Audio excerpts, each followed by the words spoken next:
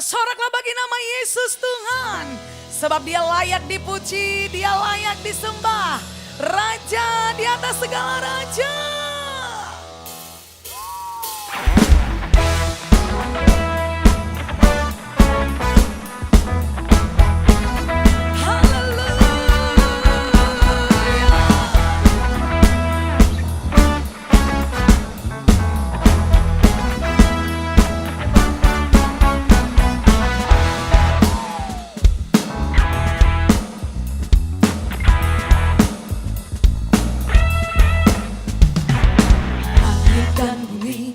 Pujilah Tuhan, sebab dia ciptakan semuanya. Keagungannya mengatasi langit bumi, sembah sujud di hadapannya. Haleluya. Langit dan bumi, pujilah Tuhan, sebab dia ciptakan semuanya. Keagungannya mengatasi langit bumi, sembah sujud di hadapannya. Ku puji, ku sembah, ku puji, ku sembah Yesus Kristus Sang Penebusku. Ku puji, ku sembah, ku puji, ku sembah Yesus Tuhan dan Rajaku.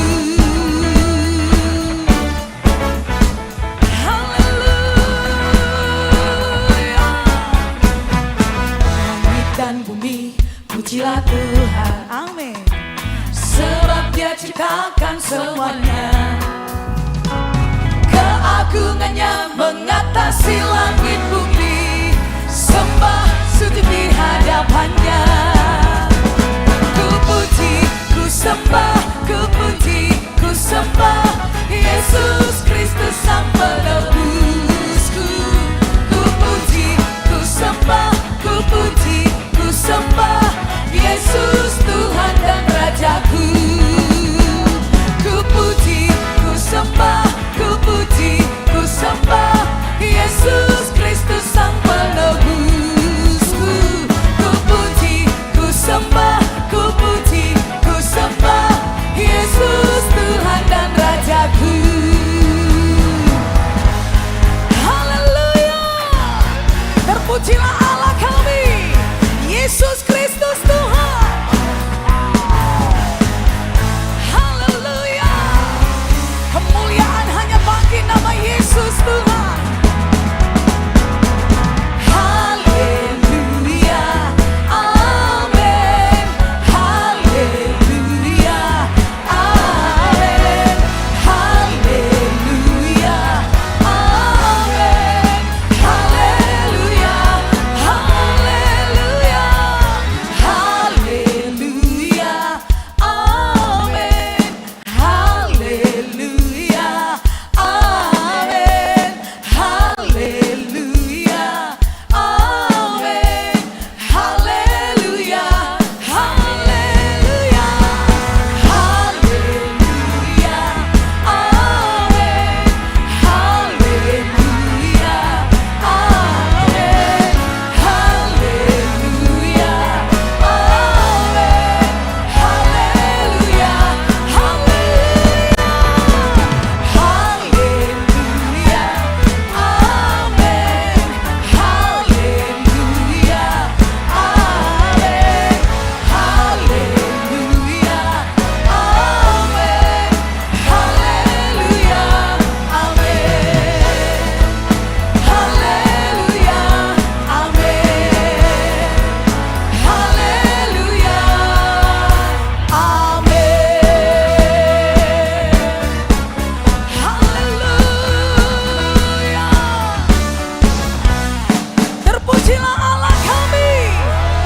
Sorak-sorai bagi Tuhan Allah kami yang dahsyat.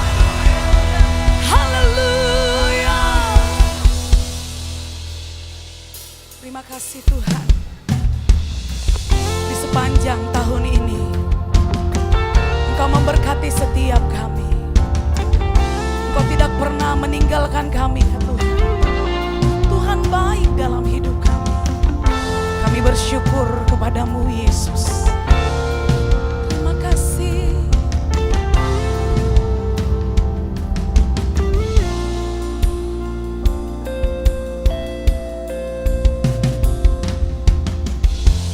Banyak yang kau perbuat di dalam hidupku, rancangan indahmu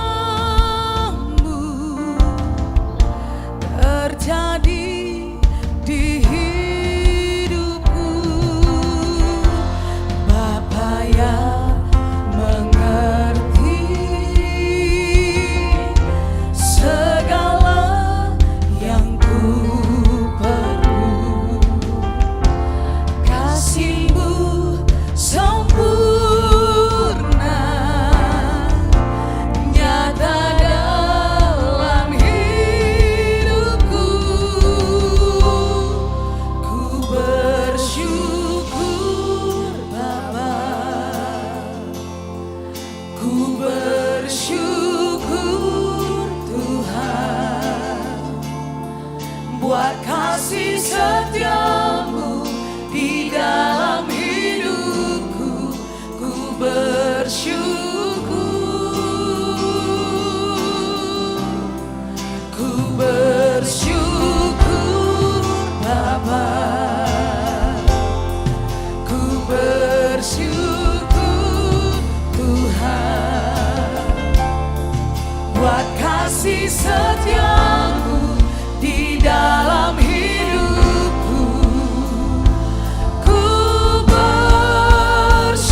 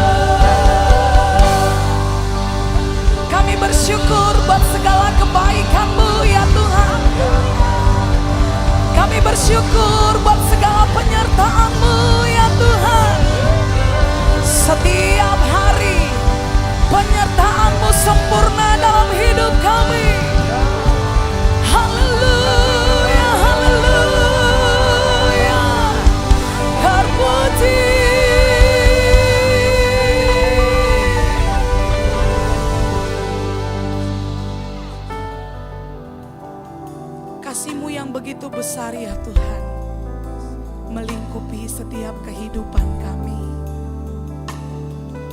Kami bersyukur punya Allah yang dahsyat seperti Engkau. Kami bersyukur buat segala kebaikan-Mu dalam hidup kami. Terima kasih Yesus. Terima kasih Yesus. Haleluya. Terpuji nama-Mu. Kami bersyukur.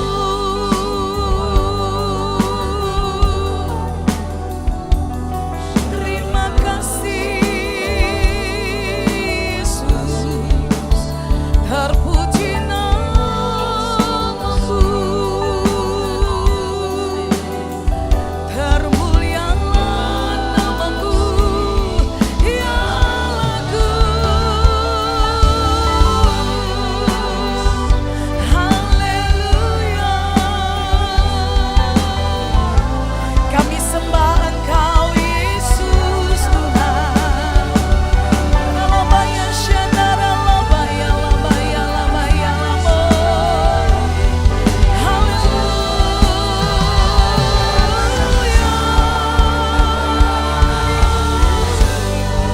Kemuliaan hanya bagi nama-Mu ya Tuhan. Hormat dan syukur kami. Haleluya. Oh, Rabaya Shana, Rabaya Shana. Haleluya. Eloi kana, Eloi kana, Eloi. Ibrabaya Shandara, Labaya, Labaya, Labaya, Labo.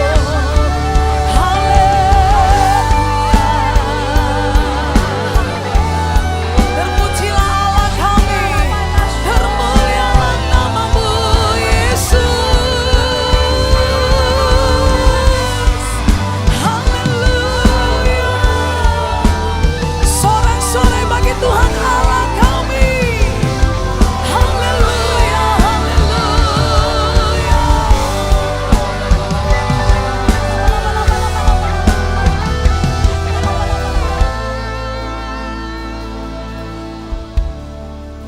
Terima kasih Tuhan, buat kasih-Mu yang begitu besar di dalam hidup kami. Terpuji, termulialah nama-Mu ya Bapa. Haleluya. Amin. Puji Tuhan, kita akan mendengarkan firman Tuhan oleh Bapak Pembina kita, Bapak Pembina Rohani, Pendeta Dr. Insinyur Niko Nyotoraharjo, Gembala Jemaat Induk GBI Gatot Subroto. Tuhan Yesus memberkati.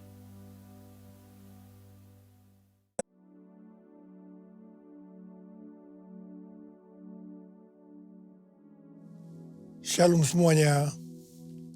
Waktu berjalan begitu cepat. Dengan tidak terasa kita memasuki hari pertama tahun 2026. Tema tahun 2026 adalah tahun amanat agung. The Year of Great Commission. Ayat emasnya diambil dari Matius 28 ayat 18 sampai dengan 20 dan Matius 24 ayat 14. Kita baru saja meninggalkan tahun 2025. Tahun penuaian. The Year of Harvest. Tahun 2025 juga tahun yang sukar, sulit, peperangan, bencana alam, ketidakpastian, krisis ekonomi yang semakin intens. Meskipun demikian, memasuki tahun 2026 kita harus berani berkata bahwa tahun 2026 akan lebih baik dibanding tahun 2025. Yang percaya katakan amin. Apa dasar kita untuk percaya bahwa tahun 2026 akan lebih baik dibanding tahun 2025? Alasan pertama, sesuai dengan ratapan 3 ayat 22 dan 23. tak berkesudahan kasih setia Tuhan. Tak habis-habisnya rahmat-Nya. Selalu baru tiap pagi. Besar kesetiaan-Mu. Kita harus percaya bahwa kasih setia Tuhan selalu baru tiap pagi. Selalu baru tiap minggu. Selalu baru tiap bulan. Dan selalu baru tiap tahun. Haleluya. Alasan kedua, sesuai dengan Ratapan 3 ayat 24 yang berkata, Tuhan adalah bagianku atau jiwaku. Oleh sebab itu aku berharap kepadanya. Jadi kalau kita berharap kepada Tuhan, maka kita akan berani berkata bahwa tahun 2026 akan lebih baik dari tahun 2025. Haleluya. Orang yang berharap Tuhan diperbarui kuatnya, terbanglah dengan saya Raja Wali. Berlari tiada penat, berjalan tiada lelah. Ajarku harap Kau Tuhan. Berlari tiada penat, berjalan tiada lelah. Ajarku harap Kau Tuhan. Alasan ketiga, mengapa kita berani berkata bahwa tahun 2026 akan lebih baik dibandingkan tahun 2025? Karena kalau hati kita melekat kepada Tuhan, karena kita hidup intim dengan Tuhan, sesuai dengan Mazmur 91 ayat 14-16, maka hal yang pertama, Tuhan akan meluputkan dan membentengi kita terhadap sakit penyakit, panah api dari si jahat, jerat penangkap burung, kedahsyatan malam, atau terror of the night, yang berbicara tentang penculikan, perampokan, pemerkosaan, pembunuhan, terorisme, peperangan. Hal yang kedua, Tuhan akan menjawab ketika kita berseru pada masa kesesakan. Dan hal ketiga, Tuhan akan memuliakan kita. Hal yang keempat, Tuhan akan memberikan panjang umur dengan berkat yang melimpah. Hal yang kelima, Tuhan akan memberikan keselamatan. Haleluya.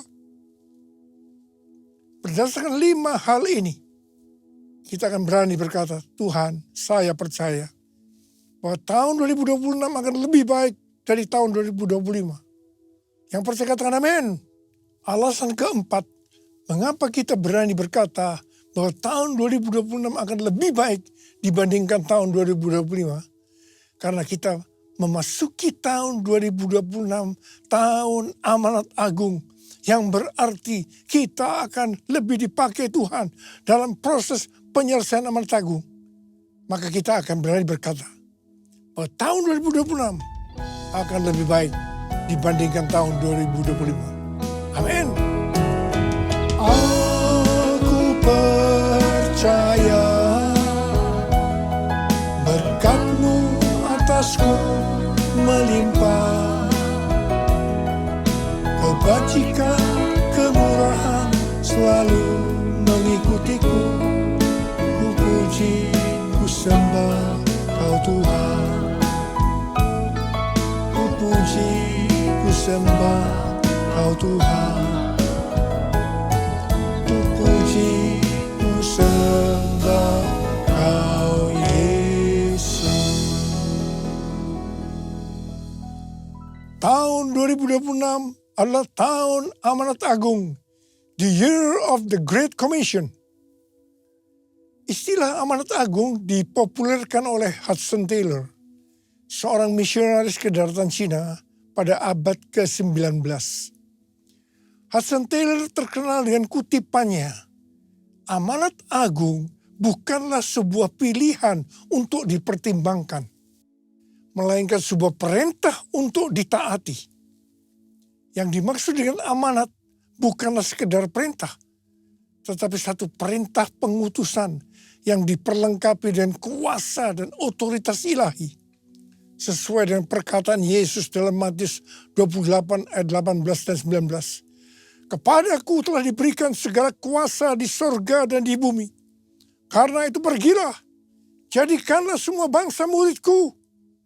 Setiap kali kita berbicara tentang amanat agung, maka kita diingatkan tentang tahun 2033. Sebenarnya ada apa dengan tahun 2033? Tahun 2033 adalah peringatan 2000 tahun Tuhan Yesus disalibkan, mati, bangkit, naik ke surga. Peringatan 2000 tahun pencurahan Roh Kudus yang berarti hari ulang tahun gereja yang ke-2000. Peringatan ke-2000 tahun dimulainya amanat agung. Tetapi beberapa tahun terakhir ini Tuhan berbicara kepada gerejanya. Banyak organisasi-organisasi, aliran-aliran kekristenan yang mempunyai visi yang sama. Yaitu target penyelesaian amanat agung tahun 2033. Waktu Tuhan Yesus ditanya oleh murid-muridnya tentang tanda kedatangannya yang kedua kali. Dan tanda akhir zaman. Salah satunya Tuhan Yesus menjawab dalam Matius 24 ayat 14. Yang berkata, dan Injil kerajaan ini akan diberitakan di seluruh dunia. Menjadi kesaksian bagi semua bangsa. Sesudah itu barulah tiba kesudahannya. Dengan perkataan lain, kalau amanat agung selesai, maka sesudah itu barulah Tuhan Yesus datang yang kedua kali. Kata sesudah itu tidak ada seorang pun yang tahu itu kapan. Bisa 1 hari, 1 minggu, 1 bulan, 1 tahun, atau beberapa tahun, yang jelas tidak akan lama. Mengapa? Sebab Tuhan Yesus berkata, aku datang segera. Jadi kalau Tuhan Yesus memberikan target penyelesaian amanat agung tahun 2033 bagi gerejanya, artinya tinggal 7 tahun lagi. Saya tidak berkata, sekali lagi, saya tidak berkata bahwa tahun 2033 Tuhan Yesus pasti datang. Ini tidak alkitabiah. Tapi kalau dikatakan tahun 2033 Tuhan Yesus bisa datang, ini alkitabiah. Karena kedatangannya bisa sewaktu-waktu. Saya mau mengajak kita semua agar semakin hidup intim dengan Tuhan. Banyak berdoa, memuji dan menyembah Tuhan. Dan terus berjaga-jaga. Saya akan ingatkan bahwa sesuai dengan Roma 8:29. Bahwa goal kita sebagai orang percaya adalah menjadi serupa dengan gambarnya. Artinya menjadi murid Kristus. Untuk bisa menjadi murid Kristus, kita harus melakukan seperti apa yang terdapat dalam 1 Yohanes 2 ayat 6 yang berkata, barang siapa mengatakan bahwa ia ada di dalam dia, ia wajib hidup sama seperti Kristus telah hidup. Kalau kita hidup sama seperti Kristus telah hidup, maka kita akan menjadi serupa dengan gambarnya. Artinya menjadi murid Kristus. Tugas utama dari murid Kristus adalah menjadikan semua bangsa murid Kristus. Artinya menyelesaikan amanat agung. Hal ini sesuai dengan Matius 28 ayat 18 sampai dengan 20. Tuhan, ini aku, jadikanlah ku alatmu untuk memberitakan Injilmu. Tuhan, ini aku, jadikanlah ku hamba-Mu untuk melakukan firman-Mu. Penuhi hidupku dengan Roh-Mu, agar ku jadi saksimu. Pakailah hidupku dan urapilah untuk kemuliaan namamu, untuk kemuliaan namamu. Sebagai murid-murid yang menerima amanat agung dari Tuhan Yesus, kita harus belajar cara Yesus melakukannya, sehingga kita bisa menjangkau dunia dalam 7 tahun ke depan, sampai tahun 2033. General Assembly yang ke-14 dari World Evangelical Alliance di Korea Selatan tanggal 27 sampai 30 Oktober 2025 yang lalu. Temanya adalah The Gospel for Everyone by 2033. Sebuah visi global bahwa Injil akan dijangkau ke semua orang dan semua bangsa hingga tahun 2033. Di sini, Rick Warren menyampaikan tentang metode Yesus untuk menyelesaikan amanat agung yang berlaku di mana saja dan kapan saja. Metode ini disingkat dengan PEACE. P, pass on the good news. Sampaikan kabar baik, Injil kepada orang lain. E, equip disciples. Perlengkapi para murid agar mereka bisa bertumbuh dan melayani. E, alleviate suffering. Ringankan penderitaan orang lain dengan menolong mereka. C, continually pray. Berdoa terus-menerus. E, establish new churches. Dirikan gereja-gereja baru. Jadi ada 5 hal metode Yesus untuk menyelesaikan amanat agung. Yang pertama, sampaikan kabar baik, Injil kepada orang lain. Yang kedua, perlengkapi para murid agar mereka bisa bertumbuh dan melayani. 3, ringankan penderitaan orang lain dengan menolong mereka. 4, berdoa terus-menerus. Dan yang kelima, dirikan gereja-gereja baru. Perlu digarisbawahi bahwa kita harus melakukan semuanya ini seperti Tuhan Yesus melakukannya, agar amanat agung selesai. Supaya kita bisa melakukan seperti Yesus melakukan, sehingga amanat agung selesai, maka kita harus memiliki sifat atau karakter yang benar sebagai murid Kristus. Alkitab memaparkan karakter ini dalam 4 gambaran, yaitu anak kecil, prajurit, olahragawan, dan petani. Yang pertama, untuk bisa menyelesaikan amanat agung diperlukan karakter seperti anak kecil. Tuhan Yesus berkata dalam Matius 18 ayat 3 dan 4, sesungguhnya aku berkata kepadamu, jika kamu tidak bertobat dan menjadi seperti anak kecil ini, kamu tidak akan masuk ke dalam kerajaan surga.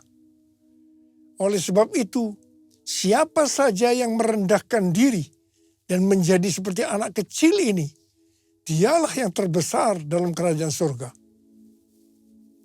Anak kecil biasanya suka menangis, sangat bergantung dan percaya kepada orang tuanya, dan tidak suka berbohong. Kalau kita mau merendahkan diri dan menjadi seperti anak kecil ini, maka kita akan menjadi yang terbesar dalam kerajaan surga. Kalau kita berada dalam hadirat Tuhan, pasti kita akan menangis. Karena di hadirat Tuhan ada sukacita, ada kasih, ada nikmat senantiasa. Karena itu harus banyak berada dalam hadirat Tuhan. Yang mau katakan amin. Kita harus bergantung dan percaya kepada Tuhan. Bukan kepada yang lain-lain. Seperti bergantung kepada strategi manusia. Kita tidak boleh berbohong. Sebab orang yang suka berbohong, bapaknya adalah iblis. Untuk menyelesaikan amanat agung, gereja harus rendah hati. bergantung dan percaya pada pimpinan Tuhan. Tidak salah kalau gerejanya menjadi besar, tapi dengan cara-cara yang benar di hadapan Tuhan. Banyak berdoa, memuji dan menyembah Tuhan, agar makin peka terhadap tuntunan Tuhan. Gereja Tuhan harus berkolaborasi, karena itu gereja harus rendah hati. Yesus, ku sembahkan, sujud di hadapan-Mu, keinginan dalam hidupku hanya untuk menyembah-Mu. Yesus, ku sembahkan, sujud di hadapan-Mu, keinginan dalam hidupku hanya untuk menyembah-Mu, hanya untuk menyembah-Mu.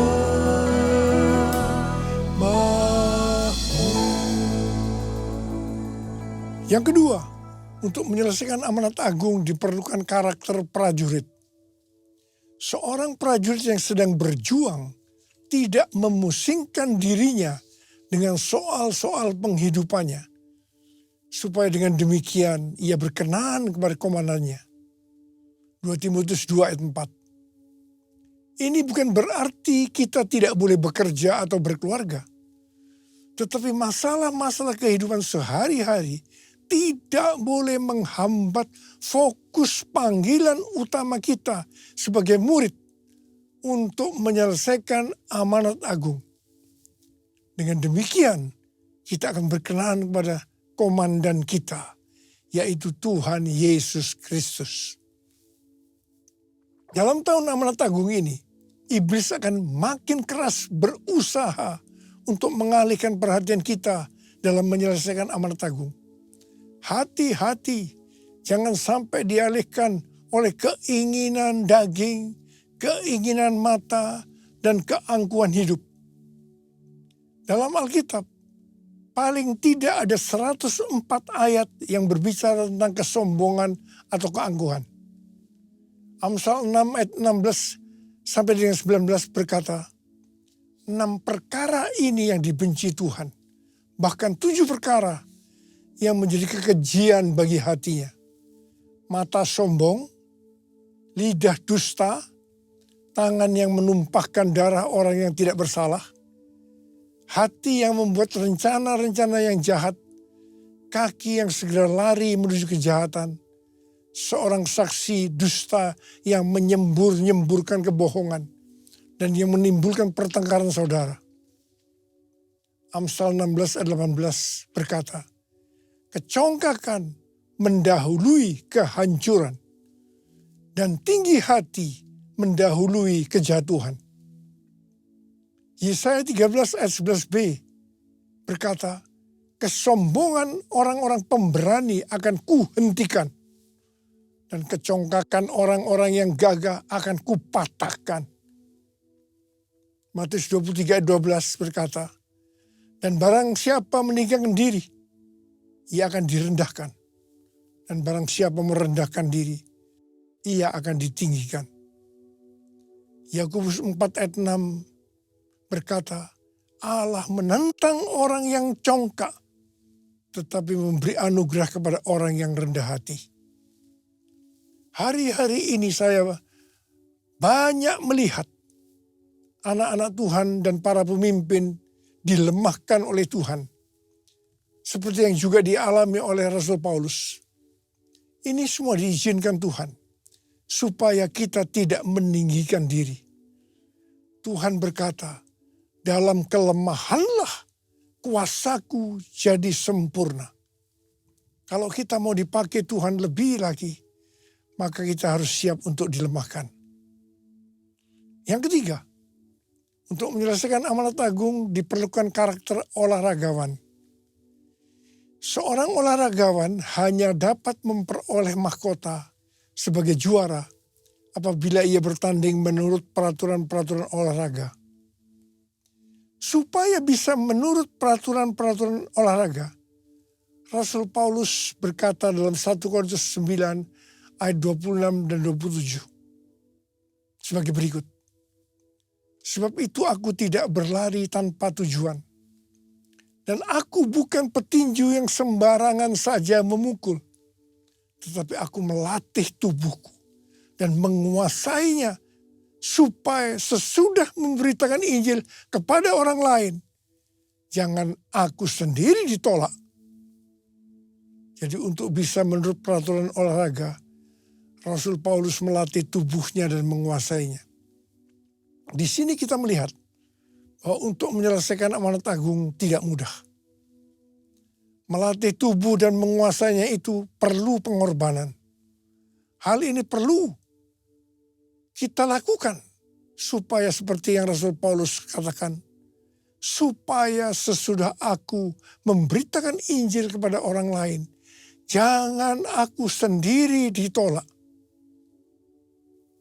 1 Yohanes 2 ayat 6 berkata, barang siapa mengatakan bahwa ia ada di dalam dia, ia wajib hidup sama seperti Kristus telah hidup. Ini harus dilakukan kalau mau pelayanan kita dalam menyelesaikan amanat agung seperti metode yang Yesus lakukan. Sehingga kita akan melihat tahun 2033 target penyelesaian amanat agung terjadi. Haleluya. Yang keempat, untuk menyelesaikan amanat agung diperlukan karakter petani. Alkitab menggambarkan sosok petani yang sabar, tekun, dan setia menabur. Petani tahu bahwa hasil tidak instan. Ia menabur, menyiram, menunggu, dan memelihara. Demikian juga dengan penyelesaian amanat agung. Hasilnya tidak instan. Ini bukan pekerjaan sehari. Kita harus menabur setiap hari. Menabur penginjilan lewat hubungan pribadi. Menabur kesaksian lewat pekerjaan dan profesi. Menabur tenaga dan waktu untuk pemuritan. Menabur kasih untuk meringankan penderitaan. Menabur doa tanpa henti. Menabur untuk pendirian gereja-gereja baru. Semua yang menabur pasti menuai. Saya mengajak untuk menabur semua hal ini setiap hari. Sampai amanat agung selesai. Dan setelah itu Tuhan Yesus datang kembali. Haleluya. Bumi penuh kemuliaan-Nya, bumi penuh kemuliaan-Nya, bumi penuh kemuliaan-Nya. Sucilah Tuhan, sucilah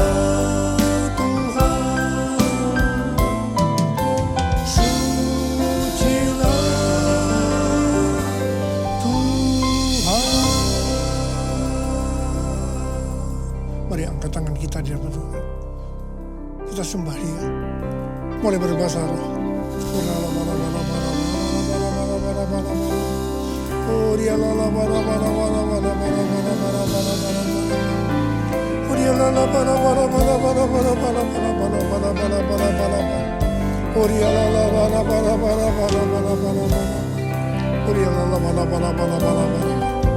Oh Jesus. Jesus. Bapa, kalau kau izinkan kami boleh memasuki tahun 2026, semua karena kemurahan Tuhan. Terima kasih Abah. Terima kasih kami boleh memasuki tahun yang baru ini. Dan kami percaya tahun 2026 akan lebih baik dibandingkan tahun 2025. Hamba berdoa buat setiap anak-anak-Mu ya Abah. Berkatilah mereka masuk ke tahun yang baru ini. Pakai kami dengan lebih dahsyat lagi untuk Jadi alatmu menjelaskan amanat agung sampai dengan tahun 2033. Urapi saat ini ya Aba. Urapi kami. Terima pengurapan Tuhan. Terima.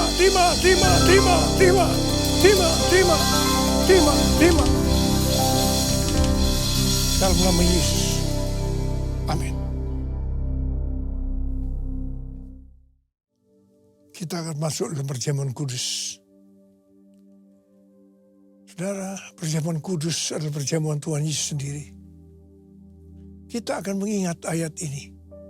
Sebab setiap kali kamu makan roti ini dan minum cawan ini, kamu memberitakan kematian Tuhan sampai Ia datang. Perjamuan kudus adalah perjamuan Tuhan Yesus sendiri.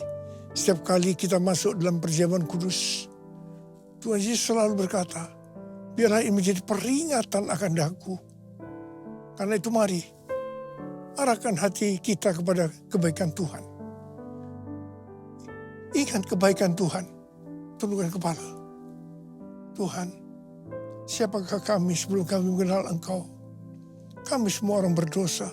Upah dosa adalah maut, mati. Tapi Engkau yang tidak berdosa telah dijadikan dosa oleh karena kami. Engkau harus turun dari surga mulia. Mati ganti kami dengan penderitaan yang luar biasa. Sungguh kalau kami pikirkan ya Tuhan betapa baiknya Engkau itu. Bapa terima kasih. Kau jadikan kami sebagai anak-anak-Mu. Kau tuntun, Kau bela, Kau lindungi. Kau tegur kalau kami salah. Itu Engkau ya Abah. Itu Engkau. Kita akan masuk dalam perjamuan kudus. Tuhan akan memberkati kita melalui perjamuan kudus. Tapi Tuhan mengingatkan kita. Kita harus makan dan minum dengan cara yang benar. Karena itu lihat keadaan diri masing-masing. Memasuki tahun yang baru, introspeksi. Kalau ada hal-hal yang harus diselesaikan, di mana kita lakukan tahun 2025, minta ampun. Minta ampun. Ampuni kami Tuhan. Ampuni kami. Apa Engkau melihat anak-anak-Mu yang sudah menyelesaikan segala sesuatu dengan Tuhan? Ampuni kami ya Abah. Layakkan kami untuk masuk dalam perjamuan kudus. Kami akan masuk dalam perjamuan kudus dengan hati yang penuh ucapan syukur. Dalam nama Yesus kami berdoa. Amin.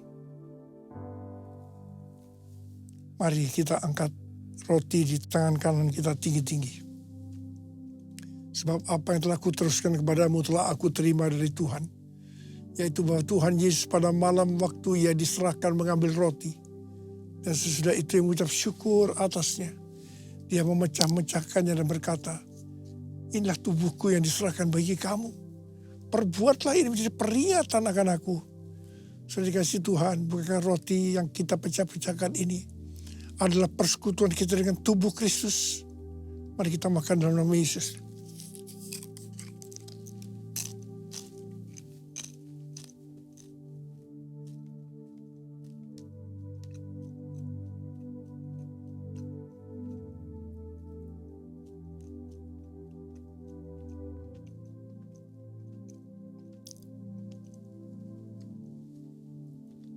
Angkat cawan di tangan kanan kita tinggi-tinggi. Demikian juga Ia mengambil cawan sesudah makan lalu berkata, cawan ini adalah perjanjian baru yang dimeteraikan oleh darahku. Perbuatlah ini. Setiap kali kamu minumnya, jadi peringatan akan aku. Sudah dikasih Tuhan, bukan cawan pengucapan syukur. Yang atasnya kita ucapkan syukur adalah persekutuan kita dengan darah Yesus. Mari kita minum dalam nama Yesus.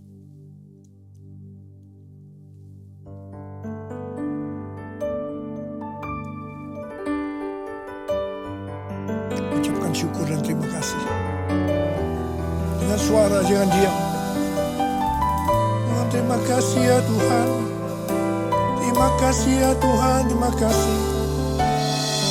Terima kasih ya Tuhan, terima kasih ya Tuhan. Ya Tuhan, Tuhan terima kasih. Ora-la-ba-la-ba-la-ba. Ya-la-ba-la-ba-la-ba-la. Bapa, terima kasih. Terima kasih. Saat ini Kau sudah menyembuhkan yang sakit. Kau sudah membebaskan yang terikat. Kau menghibur yang susah. Kau menguatkan yang lemah. Kau memberikan pengharapan-pengharapan yang baru buat anak-anak-Mu memasuki tahun 2026. Tuhan, terima kasih. Terima kasih. Terima kasih. Ucapkan terima kasih. Terima kasih. Terima kasih Yesusku. Terima kasih Yesusku. Puji syukur hanya bagi Tuhanku. Terima kasih Yesusku.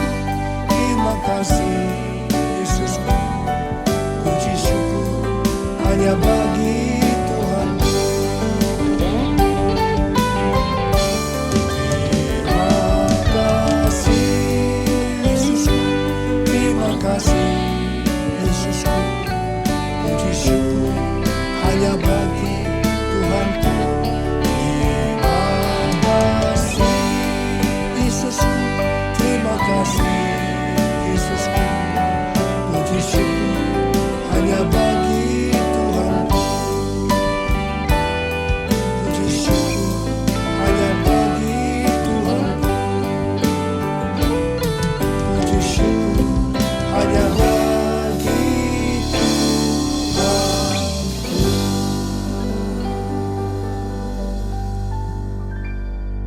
Sekarang terimalah berkat Tuhan. Kasih karunia yang berlimpah-limpah daripada Allah Bapa dalam anak yang tunggal Yesus Kristus. Persekutuan yang manis dengan Roh Kudus menyertai kita semua mulai hari ini sampai Tuhan Yesus datang menjemput kita di awan-awan dan bahkan sampai selama-lamanya. Yang percaya bersama-sama katakan amin. Saya mengucapkan selamat tahun baru 2026.